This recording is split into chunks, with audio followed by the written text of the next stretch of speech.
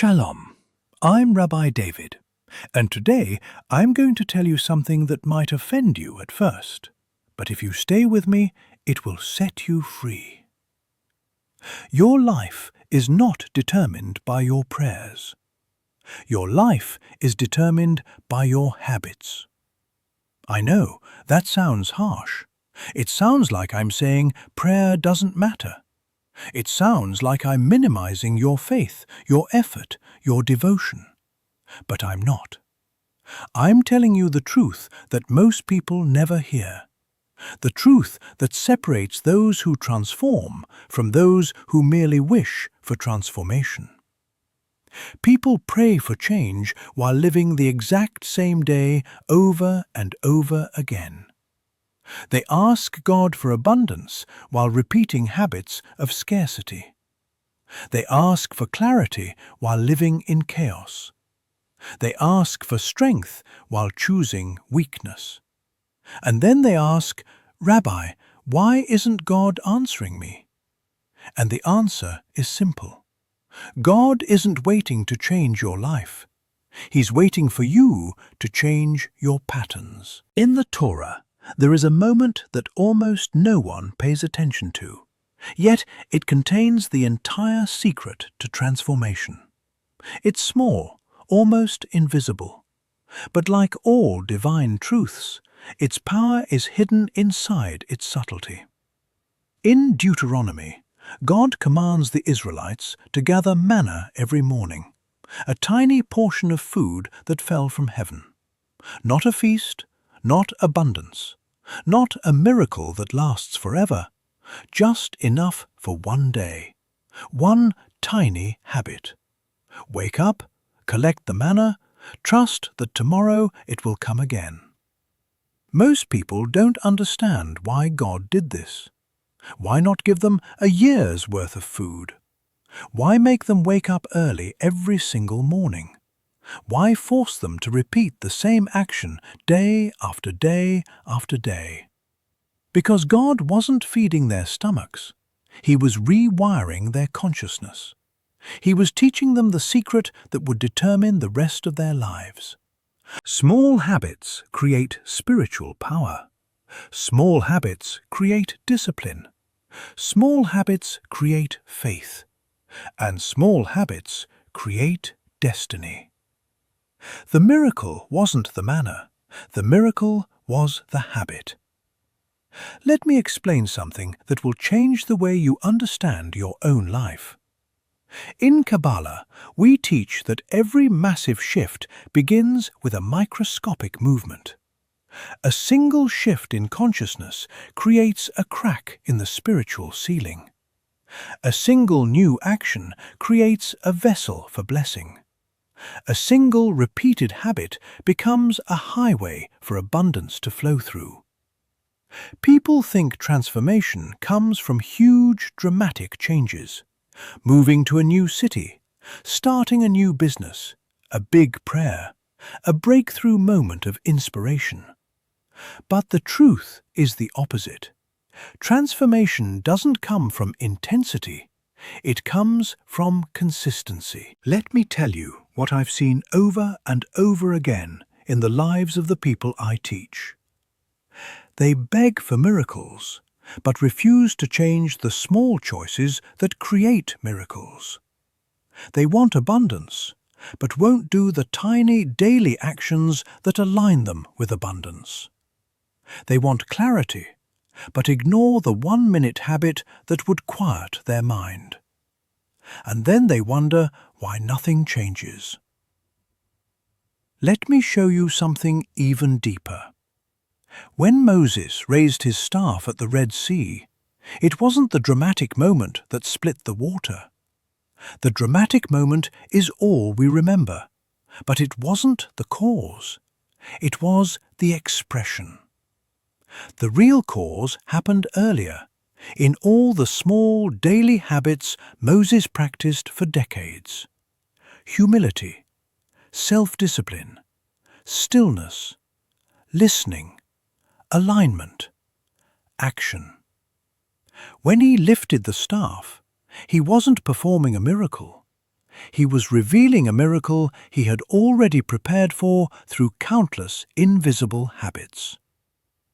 This is the illusion that holds most people back. They believe change is supernatural, when in reality, change is habitual.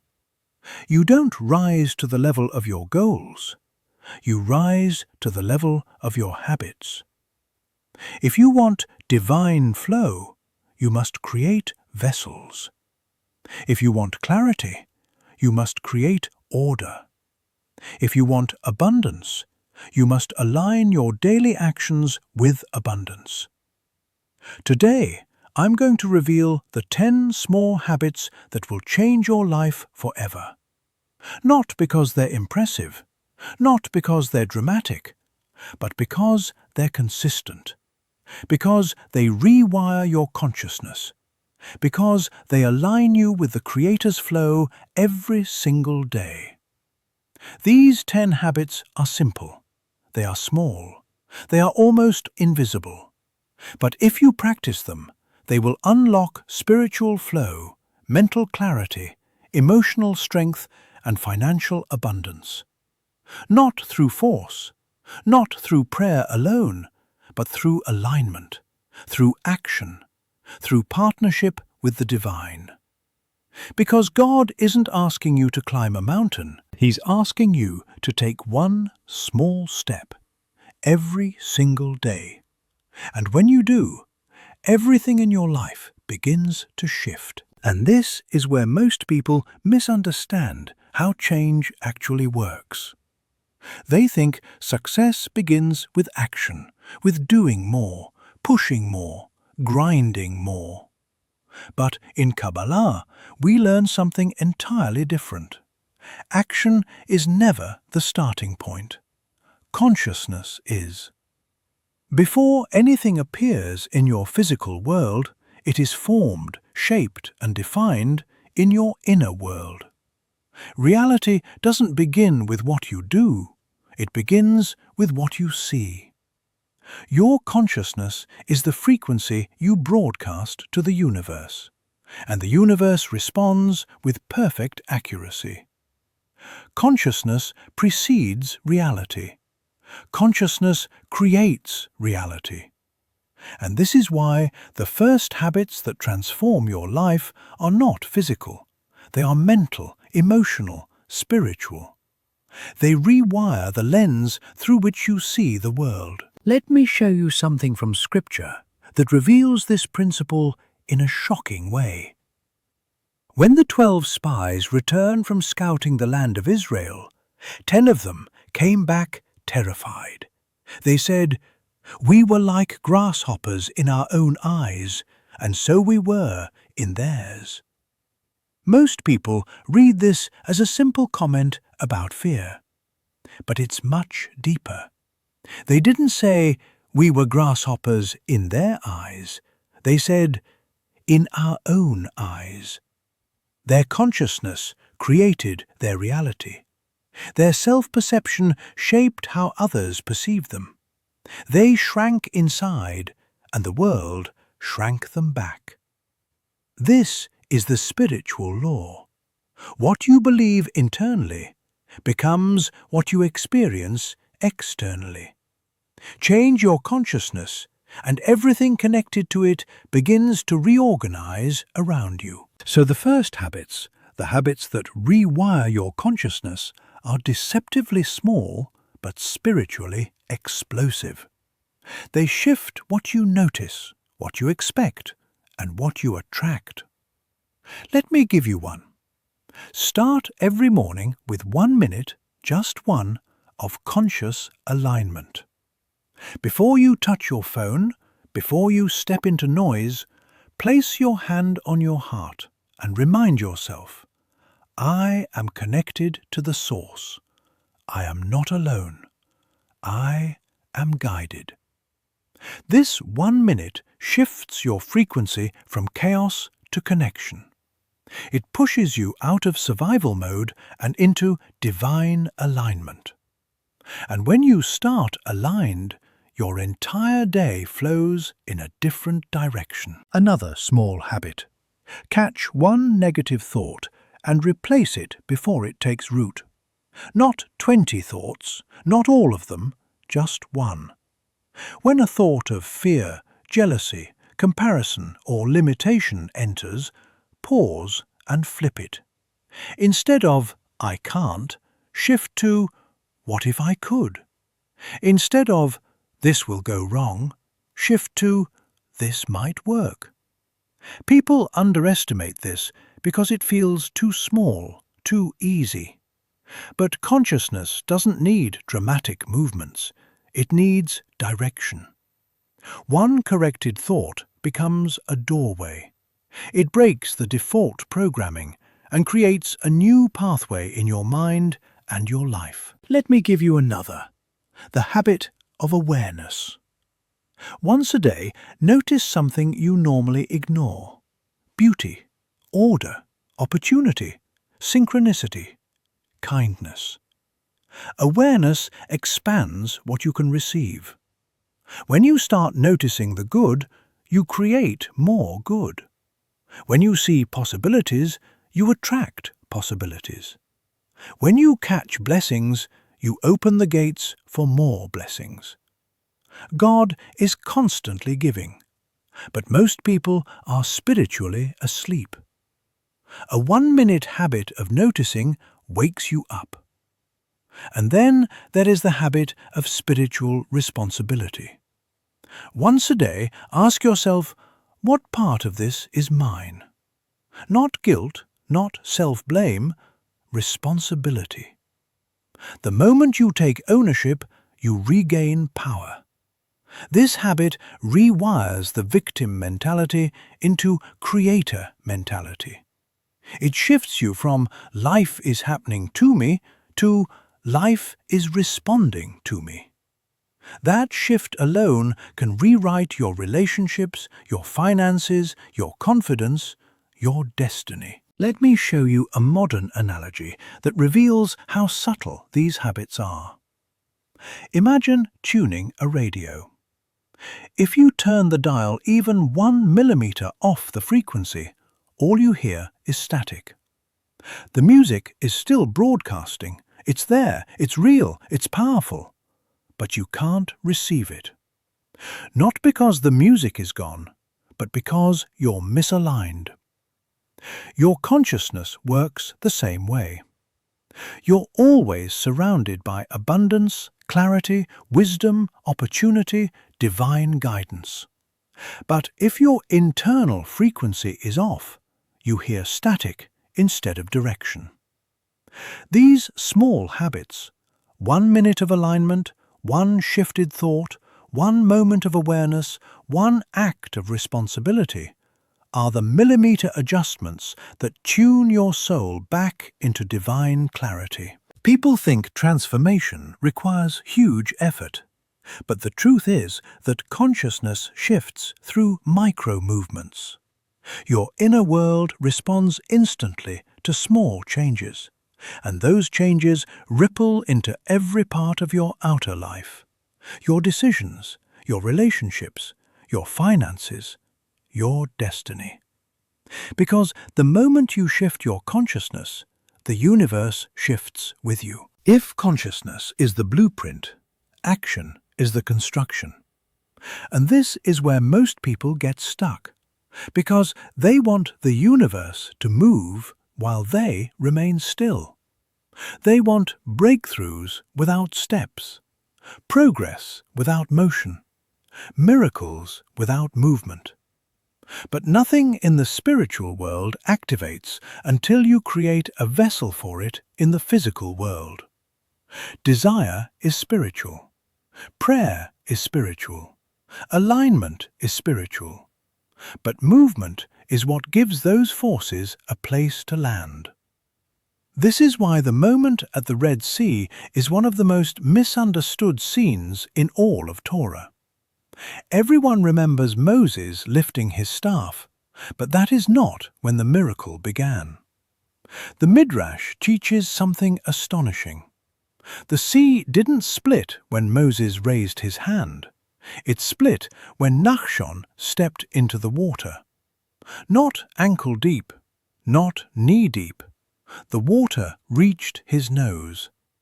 He walked forward when the miracle was nowhere in sight.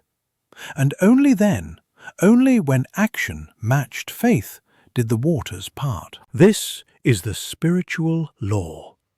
Heaven responds to movement.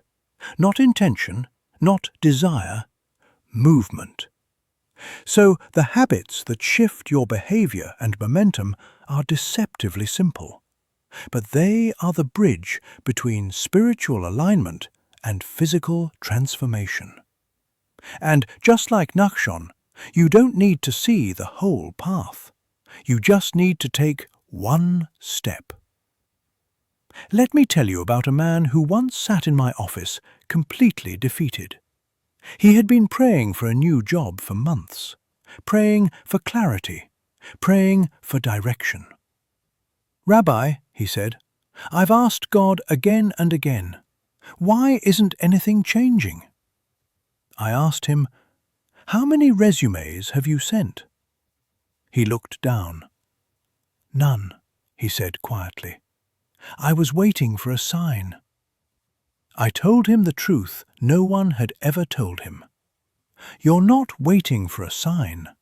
The sign is waiting for you. He committed to sending out one resume a day. Not 10, not 50, one. Within a week, he got his first interview in months. Within a month, he had 2 job offers. Nothing in his spiritual life changed. His prayers were the same, his intentions were the same. But his actions created a vessel for the blessing to flow. This is habit number 1. Take one micro-action every day toward the life you want. One email, one call, one page written, one request made. One step that proves to the universe that you're serious. The second habit is what I call closing the gap quickly. Every time you delay an action you know you should take, you weaken your momentum. Energy leaks, clarity dissolves, blessings stall. So, once a day, choose one thing you've been avoiding and do it within 60 seconds. Make the appointment, respond to the message, pay the bill, apologize, clean the corner of the room you've walked past for months. Avoidance is spiritual blockage. Completion is spiritual lubrication. The energy starts moving again. Another powerful habit is the discipline of 5 sacred minutes. Set a timer and spend 5 minutes doing something that moves your life forward. Organizing your finances, improving a skill, working on your health, studying wisdom, building your project. 5 minutes is small enough that your brain won't resist it, but powerful enough to create momentum. People underestimate small investments of time because they don't see immediate results. But 5 minutes a day for a year is 30 hours of growth, more than many people accumulate in a lifetime. Let me give you a story from a woman I worked with named Leah. She wanted to write a book but felt overwhelmed, unqualified, and paralyzed. Every day she prayed for inspiration. Every day she begged God to help her begin. Nothing happened. Finally, she committed to writing for 5 minutes every morning. Just 5. Some days she wrote 3 sentences. Some days she wrote half a page. And some days she stared at the screen until the timer ran out. But she kept the habit. After 4 months, she sent me an email with the subject line, "I can't believe it. I finished the first draft." Not because she wrote quickly, but because she wrote consistently. This is why micro-action is more powerful than motivation. Motivation comes and goes. Discipline is permanent.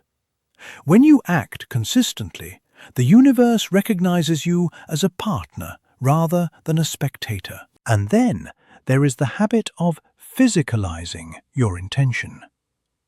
If you want clarity, clean one small area. If you want abundance, organize your wallet or your accounts. If you want love, send one message of appreciation to someone in your life. If you want healing, drink water, stretch, walk, breathe. Physicality anchors spirituality. When you move your body, you move energy. Every small action you take is a signal, a declaration, a spiritual broadcast that says, I am ready, I am willing, I am moving. And when you move, everything around you begins to move with you. That is how momentum is built, not through dramatic leaps, but through daily steps that prove your faith in motion. Abundance doesn't flow because you want it.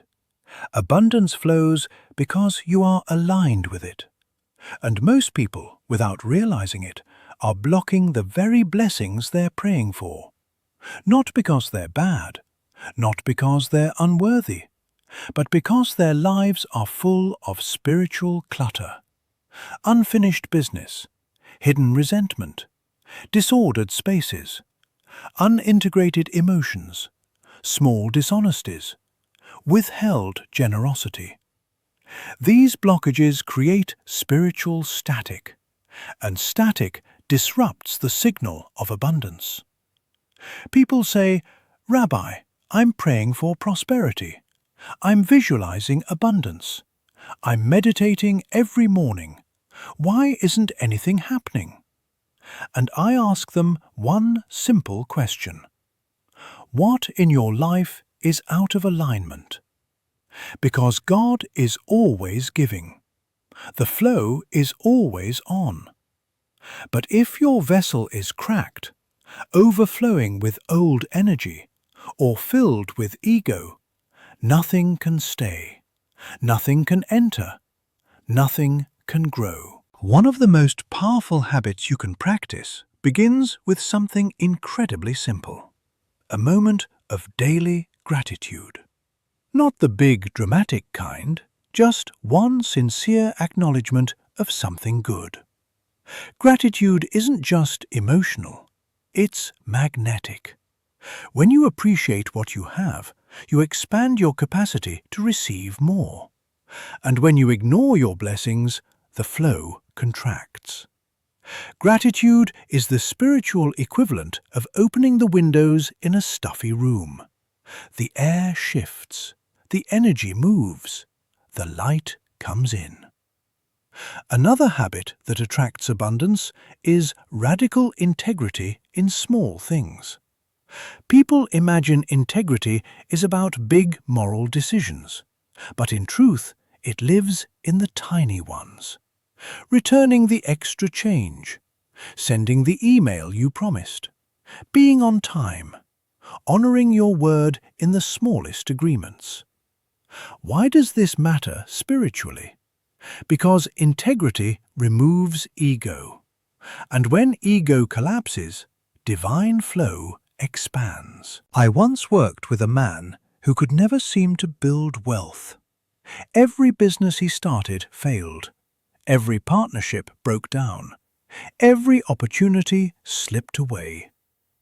When we dug deeper, we found dozens of small integrity leaks, tiny lies, unpaid debts, avoided commitments, unspoken truths. These weren't financial issues, they were spiritual fractures. When he began repairing them, one conversation, one apology, one paid bill at a time, his life shifted.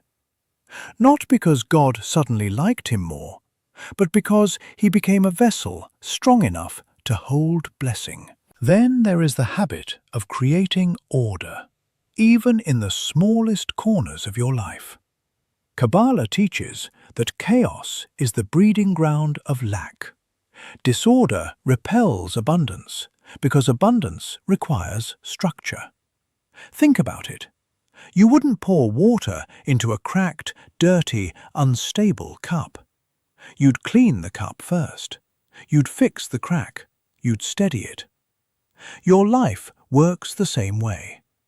Every drawer you clean, every surface you tidy, every bill you organize, every item you donate is a spiritual statement.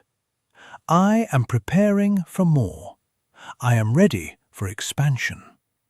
Don't underestimate this. I've seen people unblock their finances the moment they cleaned their desk. I've seen relationships heal when someone decluttered their home. I've seen clarity appear when someone emptied a drawer. Physical order creates spiritual order. Spiritual order creates abundance. Another subtle but powerful habit is daily generosity. Not donating thousands, not giant sacrifices, just one small act of giving every day. A compliment, a message of support, sharing knowledge, helping someone without being asked, buying a stranger a coffee. Why does this matter? Because giving expands your energetic field. It signals abundance before abundance arrives. When you give in small ways, you're telling the universe, I have enough. I am not in survival. I am in overflow. And the universe responds by matching your state. But there's one habit even deeper: releasing resentment. Nothing blocks divine flow more quickly than holding on to old pain. Not because the other person deserves forgiveness. This has nothing to do with them. Forgiveness isn't a gift you give someone else. Forgiveness is the weight you remove from your own shoulders so you can rise again. You don't need to reconcile. You don't need to trust. You don't need to forget. You just need to release the grip the memory has on your heart. Even one moment a day, one breath of release, begins clearing the channel. All of these habits, gratitude, integrity, order, generosity, release, are tiny, almost invisible. But together they transform your spiritual ecosystem. They clear the static. They open the channels. They dissolve blockages you didn't even know were there. And when the blockages dissolve, abundance doesn't need to be chased. It begins to find you on its own, because the divine flow never stops. Most people are simply not tuned to receive it. And the smallest habits, practiced with sincerity, begin tuning your life back into the frequency where blessings naturally appear, opportunities unfold, and timing aligns with perfect precision. When these habits begin to weave themselves into your life, something extraordinary happens. Something subtle at first, almost unnoticeable, like a shift in the air before a storm. But then you feel it in your decisions, your reactions, your confidence, your clarity. You begin to realize that you are no longer the same person who started this journey. You haven't just changed a routine. You've changed your identity. And identity is what shapes destiny. Most people try to change their lives from the outside in. They chase new circumstances, new opportunities, new relationships, new blessings, hoping that if the world changes, they will change with it.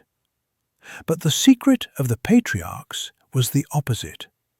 They became different internally first, and then their world rearranged itself around their new consciousness. Abraham didn't become the father of nations through one dramatic act. His greatness came from thousands of small acts of hospitality, kindness, obedience, discipline, courage, tiny habits. Isaac didn't build stability through force or power. He built it through consistency, digging well after well after well, even when they were stolen from him.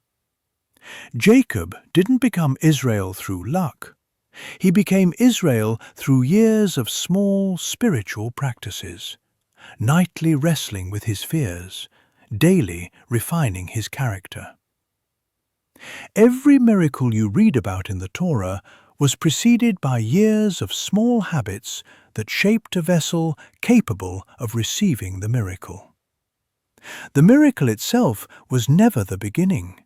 It was the reveal, the final expression, the moment when the internal transformation finally manifested externally. This is what happens when you practice the 10 habits. Slowly, without fanfare, they carve away the old versions of you, versions built on fear, doubt, distraction, ego, chaos, and they reveal the person you were always capable of becoming.